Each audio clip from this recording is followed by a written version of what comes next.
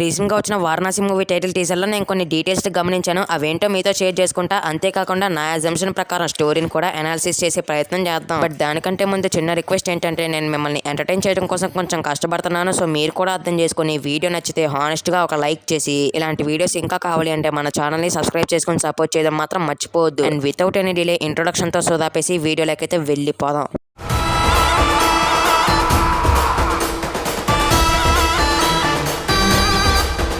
వారణాసి. ముందుగా డీటెయిల్స్ మాట్లాడుకుందాం, ఆ తర్వాత స్టోరీని అనాలిసిస్ చేద్దాం. ఇప్పుడు డీటెయిల్స్ ఒకసారి చూస్తే, detail number 1, teaser opening shot అయినటువంటి ఈ క్లిప్ లో వారణాసిని చూపిస్తున్నారు. అండ్ ఇక్కడ ఒక ఋషి పూజలు చేస్తాడు. దాన్నే మనకి నెక్స్ట్ షాట్ లో జూమ్ చేసి చూపించారు. ఇక్కడ ఇంకో డీటెయిలింగ్ ఏంటో తెలుసా, పైనుంచి శాంభవి వాల్కెనోస్ కింద పడుతున్నాయి. కానీ ఇయర్ చూస్తేనేమో 2027 CE అని ఉంది. అంటే ఇంకో 2 years తర్వాత ఇది జరుగుద్ది. సో మనం మూవీ చూసే టైంకి ఇది మొన్న మధ్యనే జరిగింది కదరా అని అనుకోవడానికి అలా డీటెయిలింగ్ పెట్టినట్టున్నారు.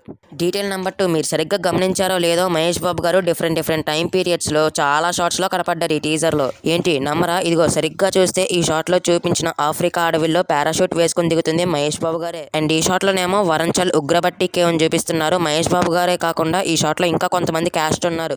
పైనుంచి ప్రియాంక చోప్రా గారు పడుతున్నారు. లెఫ్ట్ సైడ్ ఏమో కుంభ క్యారెక్టర్ యొక్క మనుషులు ఉన్నారు. అండ్ ఇటు రైట్ సైడ్ ఏమో మహేష్ బాబు గారు ఉన్నారు. అండ్ ఈ షాట్ లో కూడా కోతును కాపాడుతుంది మహేష్ బాబు గారే. ఈ లంకానగరం షాట్ లో మీరు సరిగ్గా గమనిస్తే ఆంజనేయ స్వామి తోక మీద ఒక రథం వెళ్తుంది. ఆ రథాన్ని నడిపేది మహేష్ బాబు గారు. అండ్ ఆ రథం వెనుక కూర్చుంది విలన్ కుంభ క్యారెక్టర్ పృథ్వీరాజ్ గారు. డిఫరెంట్ టైమ్ లైన్స్ లో ఇలా ట్రావెల్ చేస్తున్నారంటే ఇది టైం ట్రావెల్ కాన్సెప్ట్ కూడా అయ్యే ఛాన్స్ ఉంది. ఎందుకంటే టీజర్ ఎండింగ్ లో గ్లోబ్ ట్రాటర్ తో పాటు టైం ట్రాటర్ అని కూడా క్యాప్షన్ పెట్టారు.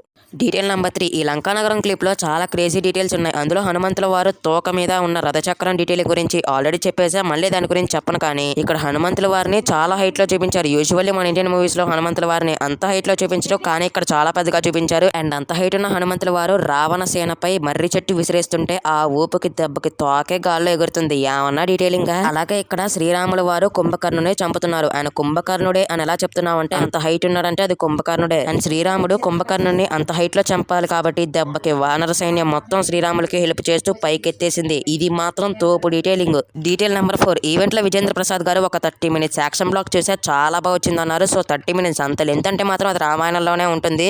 సో ఇక్కడ మహేష్ బాబు గారు రుద్ర క్యారెక్టర్ తో ఏదో ఒక పర్పస్ తో అక్కడికి టైం ట్రావెల్ చేశారు. అండ్ శ్రీరాముడి గెటప్ లో ఉంది కూడా మహేష్ బాబు గారే కాబట్టి ఇద్దరు మీట్ అయితే ఎలా ఉంటుంది? నేనేదో మాటలతో చెప్తేనే మంచి అయ్యేస్తుంది కదా, మూవీలో నిజంగా అలా జరిగితే ఎలా ఉంటుంది ఒక్కసారి ఊహించుకోండి.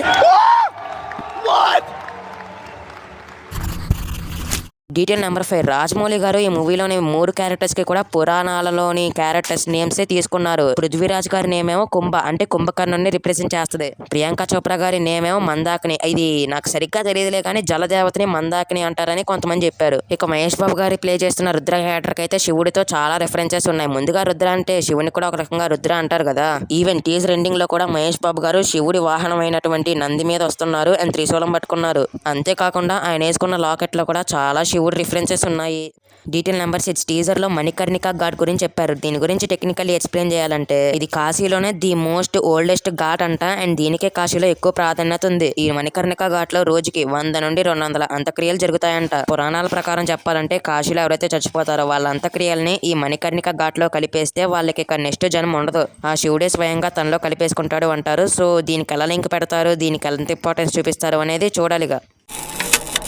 స్టోరీ వైజ్ అయితే నా అనాలిసిస్ ప్రకారం మన మహేష్ బాబు గారు వారణాసిలో ఉంటారు. ఇటువైపు మన పృథ్వీరాజ్ గారు ఏమో సైంటిస్ట్, ఆయనకి ఏదో కావాలి. సో దానికోసం మన మహేష్ బాబు గారిని వాడుకోవాలని చూస్తారు. సో ఇక ఆ తర్వాత చేసే అడ్వెంచర్స్ మధ్యలో ఈ టైం ట్రావెల్ కాన్సెప్ట్ ని పురాణాలతో ఎలా బ్లెండ్ చేస్తారు, ప్రియాంక చోప్రా గారి క్యారెక్టర్ ఆర్క్ ఏంటి, ఇవన్నీ తెలుసుకోవాలంటే we have to wait and see. అలాగే భయ్యా, నాకెందుకు పృథ్వీరాజ్ గారి క్యారెక్టర్ కి అండ్ మహేష్ బాబు గారి క్యారెక్టర్ కి ఏదో చిన్నపాటి లింక్ పెడతారనిపిస్తుంది. అండ్ శివ రూపాల్లో ఒక రూపమైనటువంటి రుద్ర క్యారెక్టర్ తో మన మహేష్ బాబు గారికి, విష్ణు రూపాల్లో ఒక రూపమైనటువంటి శ్రీరాముల వారికి ఎలా లింక్ పెడతారో కొంచెం కన్ఫ్యూజింగ్ గానే ఉంది. కానీ ఇది గట్టిగా క్లిక్ అయితే ఆల్రెడీ ఉన్న హైప్ కి మూవీ దంగల్ని ఖచ్చితంగా బీట్ చేస్తుంది, అందులో అయితే డౌట్ లేదు.